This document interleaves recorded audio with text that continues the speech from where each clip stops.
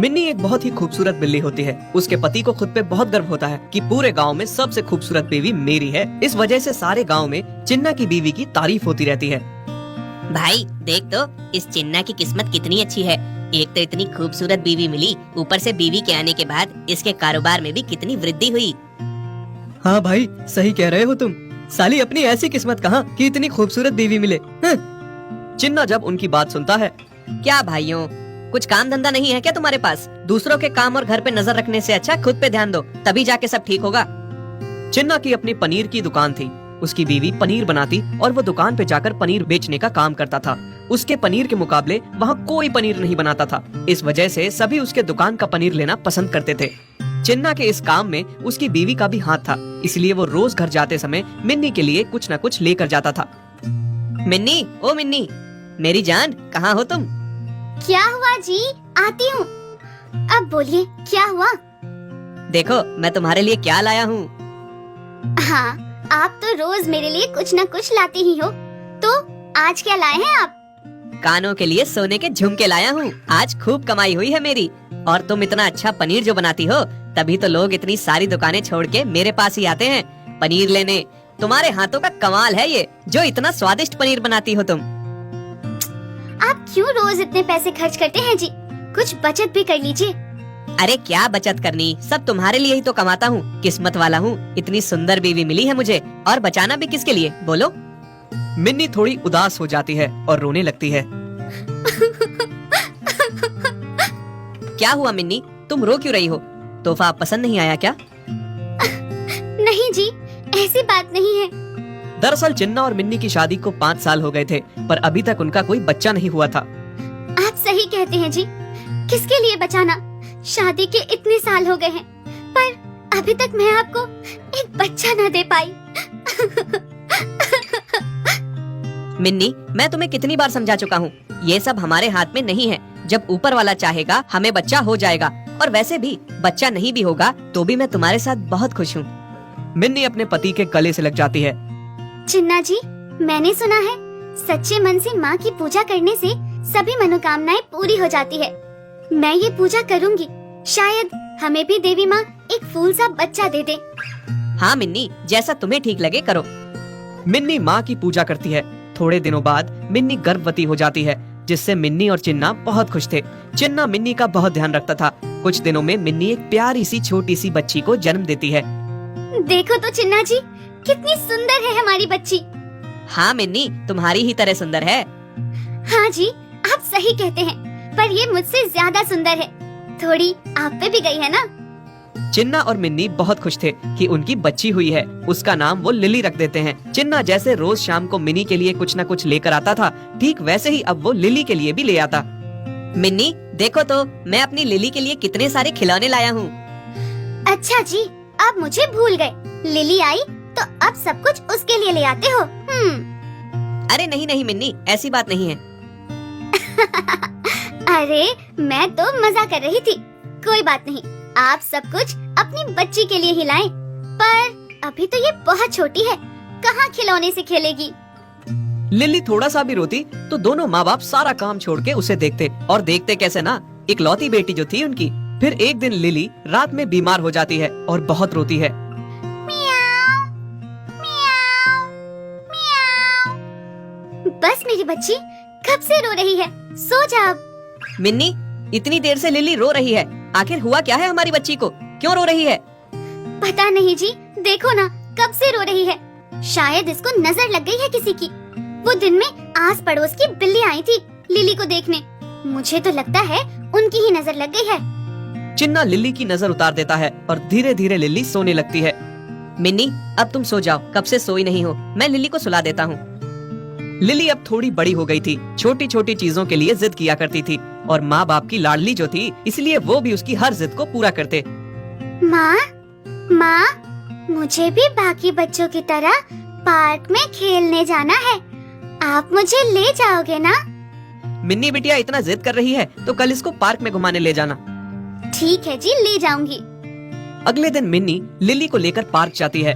वो लिली को पहली बार बाहर लेकर जाती है और लिली को साथ साथ रहने को कहती है। जैसे ही लिली पार्क में पहुंचती है, वो पार्क में आए हुए बच्चों को देख के बहुत खुश हो जाती है और माँ का हाथ छोड़ के आगे निकल जाती है। मिन्नी उसको पीछे से आवाज लगाती है। लिली, लिली बेटा, रुक जा, अकेली मत जा। लिली बच्चों के साथ खेलने के लिए जा रही थी, तभी वहाँ बोरवेल के बने गड्ढे में गिर जाती है। लिली, मेरे बच्चे को बचाओ कोई। लिली उस गहरे खड्डे में फंस जाती है। ये देख के सभी लोग वहाँ इकट्ठा हो जाते हैं।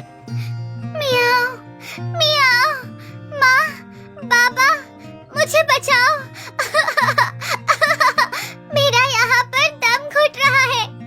तभी चिन्ना वहाँ पहुँच जाता है। तू घबरा मत मेरी बच्ची, मैं तुझे बहुत जल्दी बाहर निकाल लूंगा। चिन्ना जी, मुझे मेरी बच्ची चाहिए, उसको किसी भी तरह बाहर निकालिए। ये कह के मिन्नी बेहोश हो जाती है। मिन्नी, होश में आओ, तुम ही ऐसे करोगी तो हमारी बच्ची का क्या होगा? चिन्ना मिन्नी को समझाने की कोशिश करता है कि उसने रेस्क्यू टीम को बुला लिया है। हाँ भाभी जी, थोड़ा हौसला रखिए, अभी रेस्क्यू टीम आती ही होगी। हाँ मिन्नी बहन, हिम्मत रखो, सब ठीक होगा। तभी बादल गरजने लगते हैं, बारिश होने लगती है। देखिए ना जी, अब तो बारिश भी होने लगी है। रेस्क्यू टीम के आने से पहले अगर गड्ढा पानी से भर गया तो मेरी लिली का क्या होगा? हे भगवान, आप ऐसा क्यों कर रहे हैं मेरे साथ? एक ही तो बच्ची है मेरी। मिन्नी, सब ठीक होगा, मैं अपनी बच्ची को किसी भी तरह से बचा लूंगा, चाहे मेरी जान क्यों न चली जाए। तभी रेस्क्यू टीम आ पहुंचती है। माँ, पापा, मेरा दम घुट रहा है, सांस नहीं आ रही। बस बस मेरी बच्ची, थोड़ी देर बस। हाँ मेरी बच्ची, बस तुम्हें अभी बाहर निकाल लेंगे हम। मिन्नी रेस्क्यू टीम से विनती करती है कि मेरे बच्चे को जल्दी से जल्दी बाहर निकालिए, और फिर रेस्क्यू टीम किसी तरह से तरकीब लगा के गड्ढे से दूसरी तरफ से सुरंग खोद के लिली को बाहर निकाल लेते हैं। लिली भीगी सी डरी सी बाहर आती है। मियाओ, मियाओ। माँ, चिन्ना और मिन्नी लिली को गले से लगा लेते हैं। बस मेरी बच्ची, अब मैं तुझे खुद से कभी दूर नहीं होने दूंगी। धन्यवाद रेस्क्यू टीम, अगर आप ना होते तो आज हमारी बच्ची साथ ना होती। हाँ भाई साहब, बहुत बहुत धन्यवाद आपका। काफी पुरानी बात है। एक सपेरे ने एक सांप को पकड़ा और उसे टोकरी में कैद कर लिया, और तभी एक चूहे को भी पकड़ लिया। चूहा मेरे सांप के लिए बढ़िया भोजन है। और सांप की ही टोकरी में उसे भी कैद कर दिया।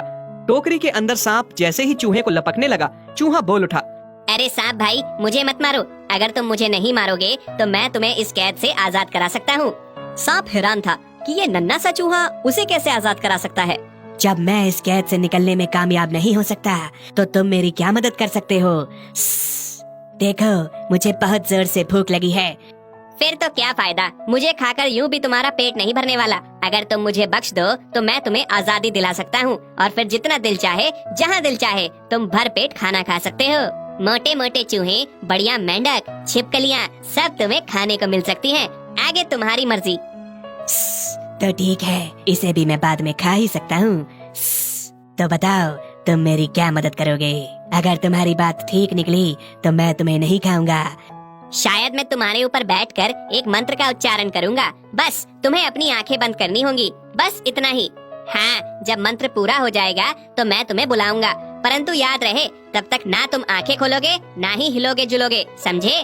ठीक है, जैसा तुमने कहा है वैसा ही करने को मैं तैयार हूँ, परंतु बाहर निकलकर मेरी प्रतीक्षा करना। सांप ने अपनी आंखें बंद कर ली। चूहा सांप के सिर पर चढ़ गया। जल्दी जल्दी वो पिटारी को अंदर से कुतरने लगा। वहाँ पर एक बड़ा सा छेद हो गया। चूहे ने झट से वहाँ से छलांग लगाई और रफू चक्कर हो गया। थोड़ी देर बाद सांप ने अपनी आंखें खोली और वो भी छिद्र में से नीचे सरक लिया। आजादी का भी अपना मजा है, पर अभी मुझे बहुत भूख सता रही है। और वो मूर्ख कहाँ गया? शैतान शायद भाग गया। जाएगा कहाँ? अभी ढूंढता हूँ उस नटखट शैतान को। और वो चूहे को तलाशने लगा, परंतु चूहा तो कहीं खो गया था। कुछ दिनों के बाद सांप को चूहे का एक बिल नजर आया। वे समझ गया कि जरूर चूहा इसी बिल में छुपा होगा, और जल्द ही उसे चूहे की मुंडी वहाँ नजर आई। धोखेबाज, यहाँ है, अब ये बच के मुझसे कहाँ जाएगा? अरे ओ चूहे, तुम मुझे धोखा देकर कहाँ भाग गए थे? अब बाहर आओ ना, क्यों सता रहे हो? हम तो पुराने मित्र हैं। मित्र और तुम क्या कहते हो? ये कोई मुमकिन है? ये तो हम दोनों ही जानते हैं कि हम में मित्रता हो ही नहीं सकती। उस दिन तो तुम भी मजबूर थे और मैं भी, इसीलिए मैंने दोस्ती का नाटक रचा और अपनी जान बचाने के लिए मित्रता का ढोंग कर रहा था। दोस्ती हमेशा बराबर वालों से होती है। कहाँ तुम इतने बलशाली और कहाँ मैं इतना कमजोर। हम कभी मित्र नहीं हो सकते। जाओ बाबा, माफ करो। ये तो बहुत समझदार निकला। इसे झांसा देना अब मेरे बस की बात नहीं। अब मुझे कहीं और अपना भोजन तलाश करना होगा। शिक्षा, मित्रता हमेशा बराबर वालों के साथ करनी चाहिए।